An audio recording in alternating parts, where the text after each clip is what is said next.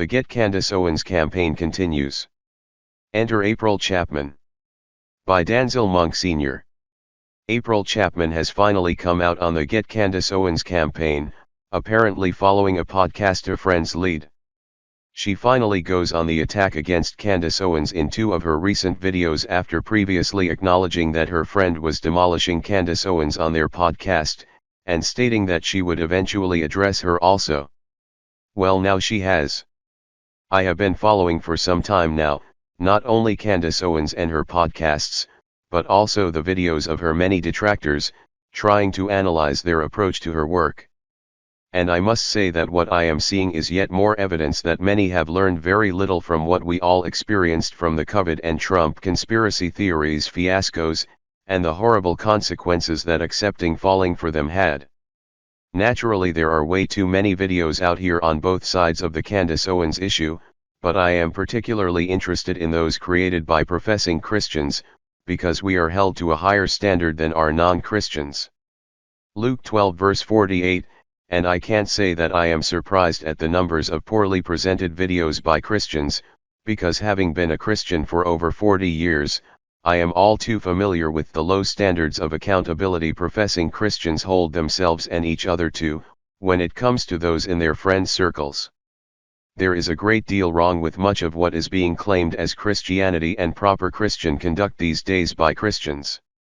Not only the inappropriate manner in which disagreements are being handled, but also, the promotion of bad, false, and confused doctrinal teachings and the failure of many to address them. So it is clear that there is a difference between the biblical universal church, and what is accepted as the visible denominational or non-denominational church.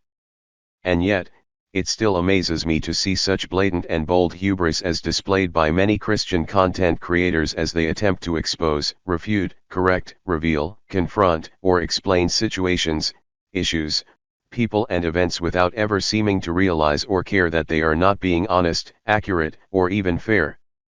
What further amazes me is that some even attempt to use scripture, and tack God onto their hubris presentations and vicious attacks on Candace, and some actually see it as some kind of spiritual duty to do so. After watching so many videos of Christians poorly and often dishonestly addressing Candace Owens and her work on the Macrons, I was provoked to respond to one such Christian with whom I had shared a podcast platform with on several occasions.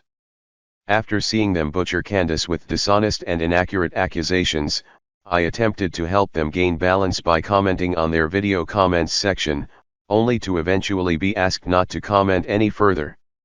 Naturally, I complied, and instead took to my Substack and YouTube channel to address what I saw as not only an unfair misrepresentation of much of what Candace was saying and doing, but also a lack of concern about having done so, and an apparent effort to capitalize on attacking Candace for clicks and views. This individual is still on a campaign to get Candace Owens, and they have made numerous videos and gained viewer benefits from it. Which brings me to the reason that I have chosen to spotlight April Chapman as my next example of unjust misrepresentation of Candace Owens. It just so happens that the individual that I responded to about their attack on Candace, happened to be a friend of April Chapman, who by her own admission was instrumental in encouraging her to start her own podcast. When April gave them a shout out and thanked them for their encouragement, and then mentioned their campaign against Candace Owens favorably, and stated that she would join in soon, I decided that was my cue to select her as my next example. Now please understand me, I happen to like the work that April Chapman has been doing. I appreciate her podcast and agree with most of her commentary that I have viewed. So this is not an effort to discredit her other work. I am specifically addressing her approach to Candace Owens. Also, by way of disclaimer, I am not nor have I been paid to defend Candace Owens, nor have I been asked to do so by anyone. I am not monetized and will not to my knowledge make any financial gain from doing this review. I also would like to recommend at least 2 videos that I feel properly address Candace Owens and her faults in a manner that more closely reflects how a Christian should present their disagreements with Candace. The first is, Candace Owens, Charlie Kirk and Israel by Liz Wheeler, Catholic, episode 179. And the other is, Did Israel Kill Charlie Kirk? Investigation vs. Innuendo by Ali Beth Stuckey, Evangelical Christian, episode 1250. Now for my review of the April Chapman's 2 videos addressing Candace Owens. In her first video attack, April went live addressing Candace Owens. The title of the video is, "I've Had Enough of Candace Owens." At the 10-minute point, April says that she pulled the timeline trying to figure out what is motivating Candace Owens to say the things she is saying, and to cast dispersions and imply in so many words. She won't say this outright, but she will put enough doubt out in the ether saying, "I don't trust Erica Kirk. There is something in her eyes that just seems off." And perhaps Turning Point may have something to do with Charlie Kirk's assassination. We don't know, who's to say? April continued by saying, and add on to that, her anti-Israel hatred, and you put it all together, and it's like a narcissist musing of an individual that is not tethered to reality. And who is grieving almost the loss of a lover as opposed to a friend. But a lover that you broke up with a long time ago, but you want everyone to believe that they were besties, and I find that interesting. Note the accusation against Candace without any evidence. The very thing that she will constantly accuse Candace of doing, she does here. Why is this necessary if you think you have the goods on her? Why not just state the facts that you can clearly document and leave it there? Why make such additional accusations, if you are only interested in speaking the truth? At the 11-minute point, April then attempts to explain why Candace and Charlie were not besties, citing the absences of any photos of Candace Owens at his memorial service which she attended. She said that she has friends at Turning Point and she knows for a fact that they, I assume she is referring to her friends at Turning Point USA, don't think very favorably of Candace Owens Farmer. And she said there were no images of her and Charlie together anywhere, and no footage shared of her. She thought that was strange. I do not think it is strange, given the fact that Candace shared her communication with Charlie in which she acknowledged the flack that he was getting about her because of her activity and comments, and that she agreed to stay clear of Turning Point USA for the sake of Charlie.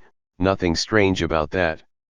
Now detractors will reject that as an excuse, and just attribute it to Candace making egotistical excuses for being ousted by Turning Point USA. That is just wrong. Candace has made it clear that she is in contact with people at Turning Point USA and they are clearly not against her and are providing her with information. And they, according to Candace, are not happy with how things are going at Turning Point USA. Why can't both be true? April repeats the no pictures issue at the 24-minute point and says it is intentional.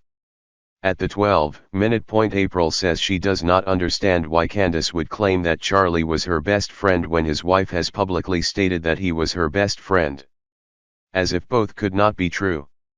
Note, there are different types of best friends, none of which tops or replaces the good husband and wife relationship.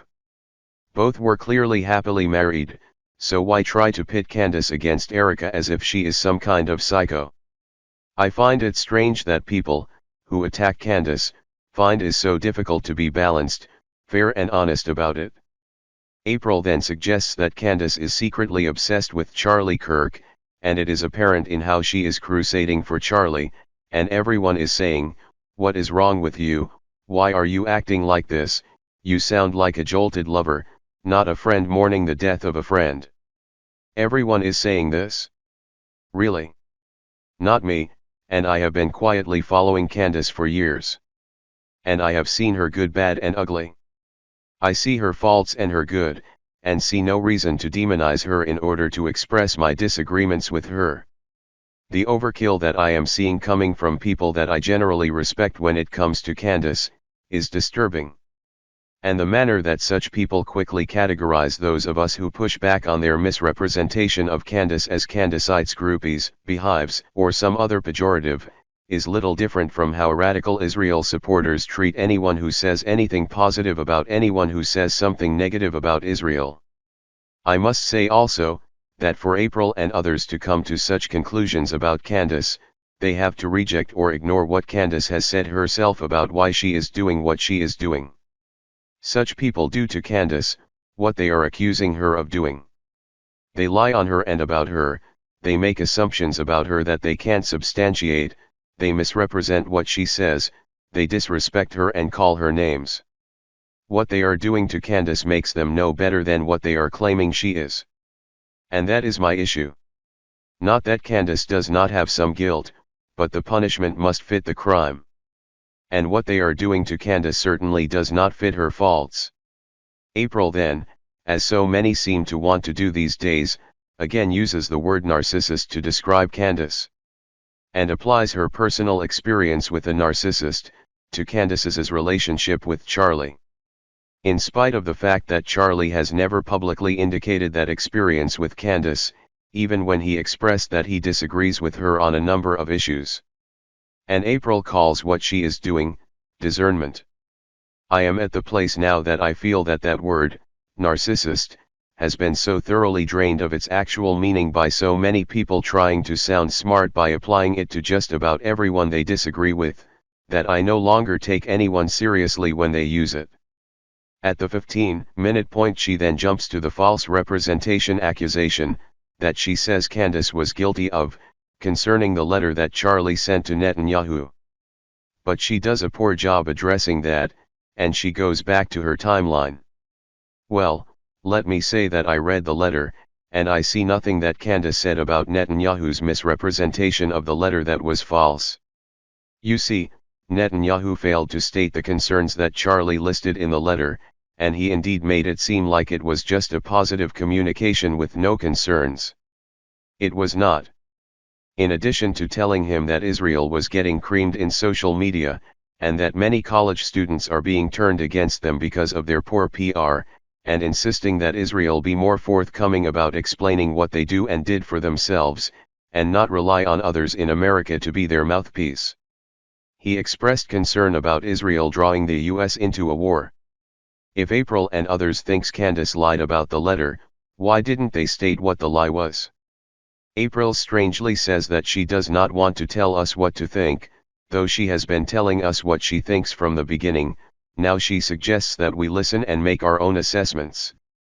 I appreciate her invitation, I accept it, and so, that is what I am doing now. She says that Charlie met Erica in 2018, the same year that Candace met George through a Turning Point UK connection. Charlie and Erica goes on their first date September 20, 2018. Later that year George proposes to Candace quickly and abruptly.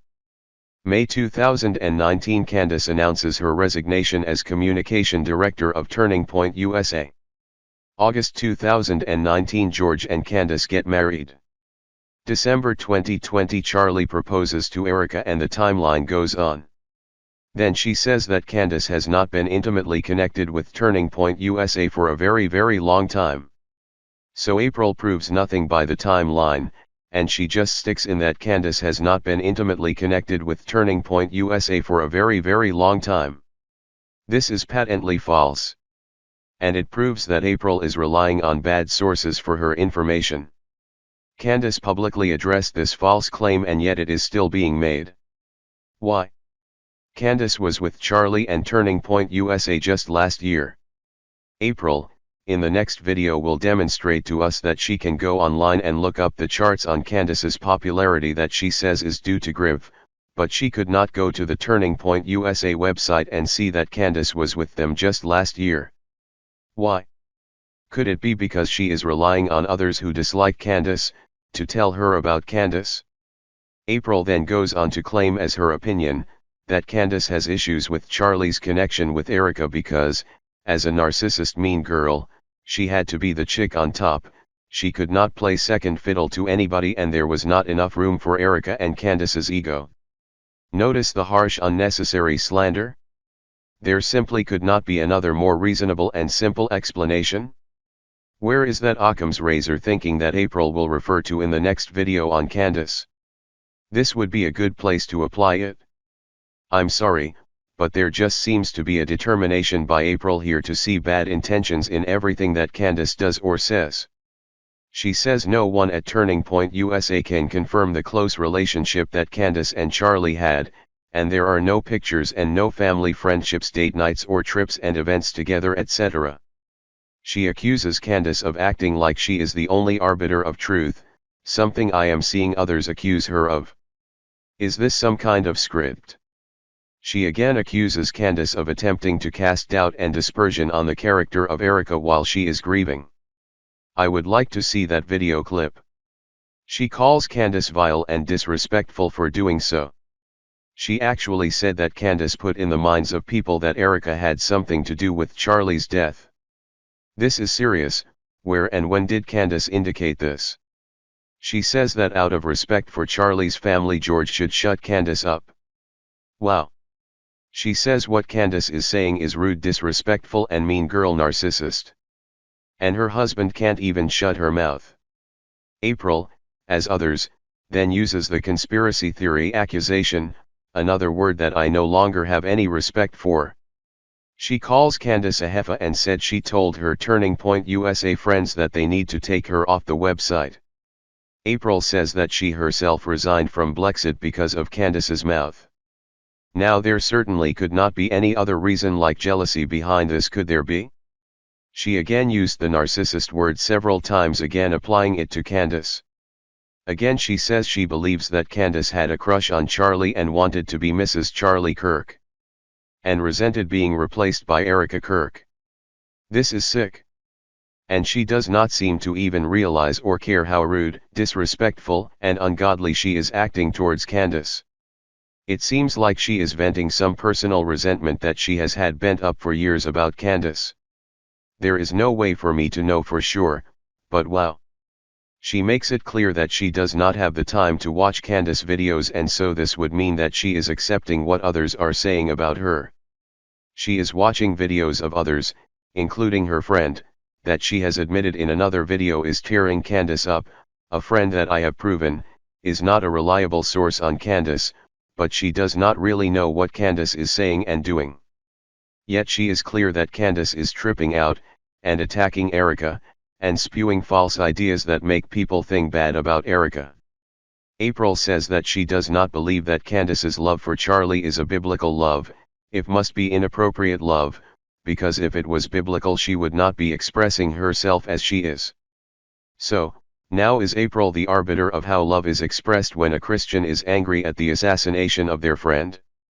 Is it biblical love to call Candace names and accuse her of inappropriate affections for a married friend who has been assassinated? I am a Christian and a minister, and I see nothing wrong with the concern, anger, and outspokenness of Candace concerning her friend's assassination. She used the narcissist word several more times in reference to Candace.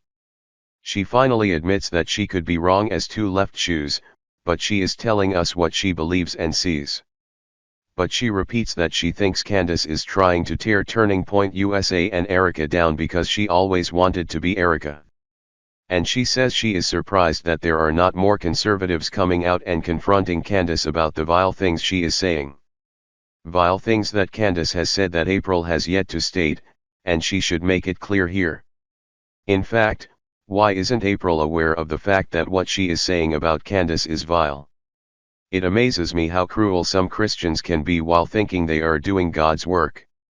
She says this is besides Candace's Jew hatred, and she goes into Candace's hatred of Jews and her personal views about what is going on in Gaza.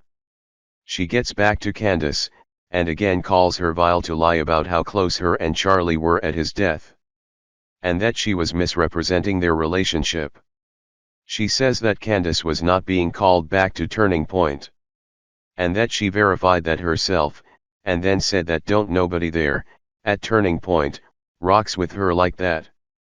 She again repeats her jilted lover accusation against Candace, and asks, why else would Candace say that she was Charlie's best friend? If April watched the video that Candace makes the statement in, she would know why she said it. Candace said she said that because she seems to be the only person trying to get to the truth about Charlie's assassination, and telling the truth about his being harassed and pressured by radical Jewish donors and supporters. She pointed out that no one at Turning Point USA, and she made it clear that she was not including his wife, are showing the boldness to publicly address what was really going on in Turning Point USA, and she clearly did not include Erica, whom she said could not know all the issues or deal with them. By the way, By now, April should know that Candace has provided proof about Charlie's views about how he was being treated by Jewish donors, and his stated plan to withdraw from his pro-Israel defense. April should also know that Candace provided emails that confirm that Charlie was indeed thinking about bringing her back. And the authenticity of the emails has been confirmed by Turning Point USA. So just what friends of April's at Turning Point USA was she listening to? April then uses a Tyler Perry movie, The Family That Prays Together, to describe Candace's issue with Erica. And says that Candace will never be Mrs. Charlie Kirk, and Candace is bugging out over that. April, drawing from her Tyler Perry movie example about a shunned woman, advises Erica that at some point she is going to have to come out and tell Candace that she is not Mrs. Cartwright, Kirk, and will never be Mrs. Cartwright, Kirk. And Candace is crashing out over that. Again, this is not appropriate behavior coming from a professing Christian. April seems to be going out of her way to smear Candace, and she is doing so with a clear vitriol. And she seems to think that she can make such accusations against Candace without providing evidence from Erica or Charlie. And yet she is at the same time insisting that Candace can't be trusted, because she makes claims without providing evidence. So is there a double standard here? She says she knows that some of her viewers don't like what she is saying, but she is upset because Turning Point has done a lot of good. And just like Candace Owens tore down Kimberly Klacik, whenever she feels threatened or she doesn't get her way, in her mind, I'm the queen bee, and I will take out anybody, and I don't care what method that I got to go through to do it. And I think that is what she is trying to do, cause division and dissension in that organization. And she is trying to tear Erica Kirk down and cast dispersion so people start believing her lies and donors pull their money, and she will just sit back like a narcissist, and she doesn't care if it is destroying her reputation. She got what she wanted. Is this the Christian method of addressing someone that you disagree with?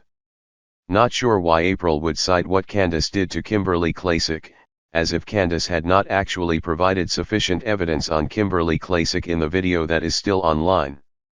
Why would April even bring this up as a negative act by Candace, when it really just discredits April, since Candace had good reason to go after Kimberly, and not because Candace is a queen bee or narcissist? Just look at the video by Candace for yourself. So this is problematic for me. Is April just interested in trashing Candace, and have no concerns about being fair and accurate?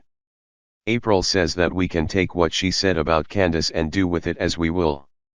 So I did. So let's go on to her next video on Candace. The next video was not a live podcast but pre-recorded. It was titled, When Grief Meets Grifters, Mark and Avoid Candace Owens.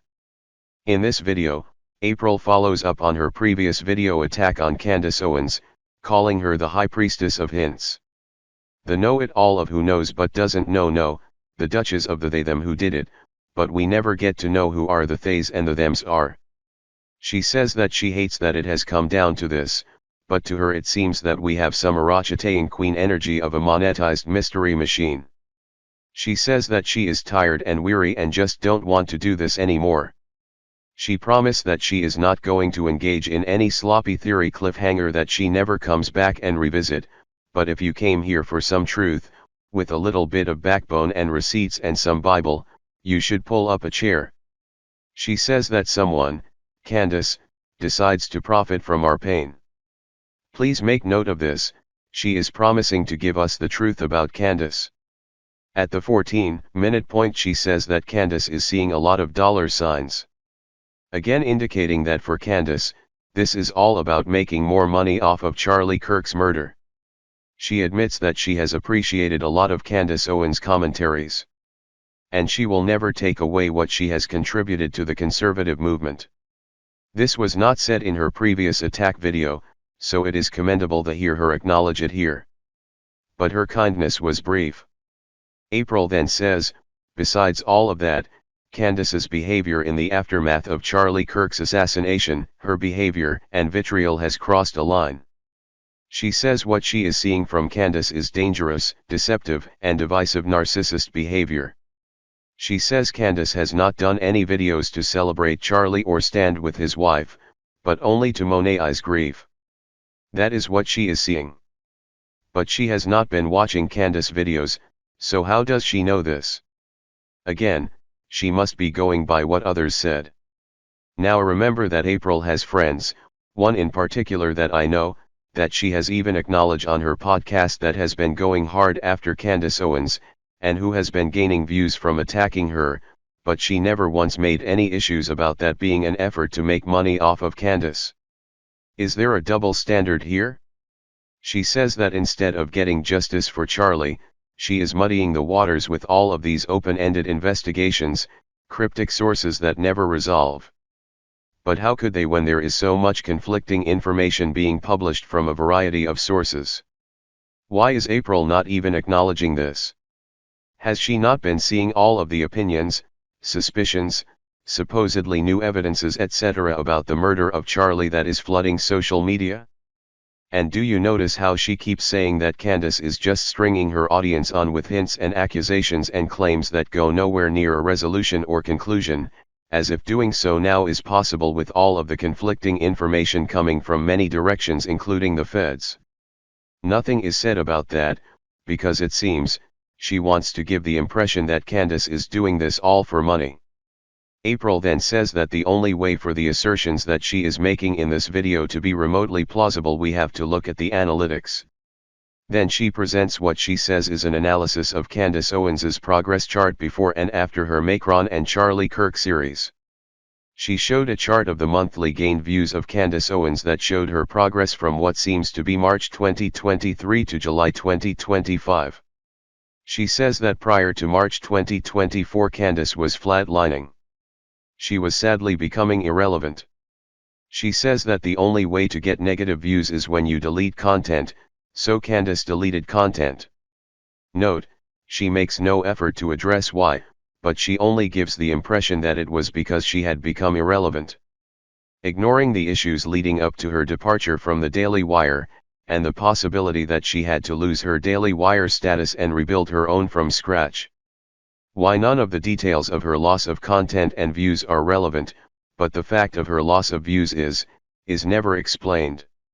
Could it be that April just wants to make it look like Candace Owens had become a nobody without the Daily Wire, and desperately needed to reinvent herself to make her money?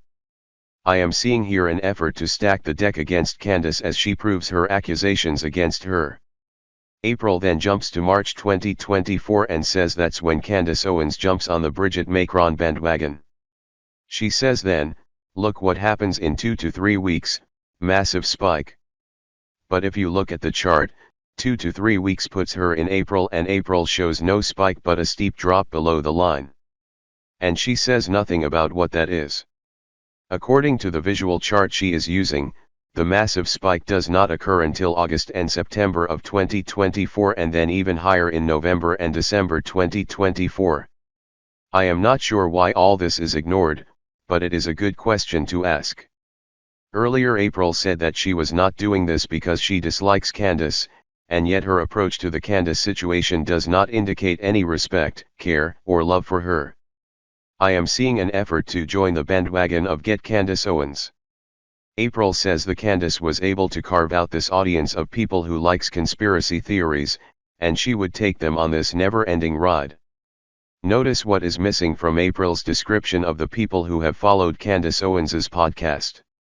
She has not in either of these two videos ever indicated or acknowledged that intelligent, reputable, respected people followed or respected what Candace was attempting to do. To April, it seems like only people who get off on conspiracy were following her religiously. She has even referred to them as the Candace Beehive and cult. Is this the kind of comments that a person who does not dislike you would say about you? I agree that there are some strange and even unhinged people following Candace, but that is true of all content creators, including April. But to make them the typical type that appreciates what Candace is trying to do, warts and all, is not only dishonest, it is offensive and spiteful. I myself see a great deal of value in what Candace is doing, and I do not agree with a number of things that she has said and believes. But that is not reason for me to pretend that she is a greedy, heartless, irrational, emotionally devastated love-scorned grifter who thrives off of creating conspiracies and leading her viewers on a never-ending fabricated story to milk them for views. Accusing her of that is just wrong. April says that in her opinion, Candace needed a shock event to make her stay relevant after losing her Daily Wire contract, and the Macron conspiracy was her financial reboot. She says that is opportunism. Please remember that April is accusing Candace of making up lies, creating conspiracies where there is none, and here she is creating a conspiracy about what Candace is doing and why. What do you call this? Now, unlike Sister April here, who made it clear that she did not desire or have the time to view all of Candace's videos, I have watched all of Candace's videos on the Macrons and I can understand why it is an important story, not only to cover, but to seek answers about. But that is because I see no reason to attribute devious opportunistic motivations behind her choice to investigate the Macrons. There are clearly some wicked operations and connections, and Candace has indeed explained why this is important. But to someone who seeks to discredit her, nothing she says about why she does what she does matters. This is not a biblical or Christian approach. If you are going to smear someone about what they said, but you refuse to carefully scrutinize what they said, but you rely on what others say they said, or a clip of what they said without context, how is that righteous? And how does that qualify you to address what they said fairly? My question is not unreasonable, and yet to April and her friend, it is foolish and unnecessary to examine the evidence carefully before judging. Based on what Bible verse? April says that Candace's viewers were dropping while she was at the Daily Wire. No addressing of the efforts by the Daily Wire to snuff her out, and any role that her beef with them may have played with that drop. Just that it happened and she had to do something manipulative to get viewers. April thinks it is clear, it was all about the money and her analytics tells the story. Really? Or is it that you are telling the story and using the chart to do so? April then shows another chart she says describes monthly subscribers, and she asks what happens after July 2025, and she says that it indicates a massive spike, and it is because when the money gets tight, the content gets crazy. The new cash cow is Charlie Kirk's death. And she says, this is not journalism, it is opportunism dressed up as discernment and going nowhere. But she does not address the drop in August 2025 before the massive spike. Nor does she allow for any other reason for the spike except what she calls, Candace's grift. It could not possibly be that people were seeing what Candace was claiming, a clear tendency to shut down any views or questions that question the popular or accepted narrative. Candace did not make herself relevant by weaving crazy stories, she made herself relevant by using her platform to ask questions few others were willing to ask, and demanding what few others were demanding. And because people identified with her and appreciated her focus, she is a grifter, and those who pay attention to her are her cult. Really? Chapman then shows another chart from another source that shows her subscriber increase, and she attributes it to Candace's grift to make money off of Charlie Kirk's death to pay for her lawsuit by the Macrons. Saying if she loses she will have to liquidate her assets to pay the Macrons. Not a word about the Macrons losing or being shady. Why? Because her goal seems to be to trash Candace, and for her to do so, no other options should be considered.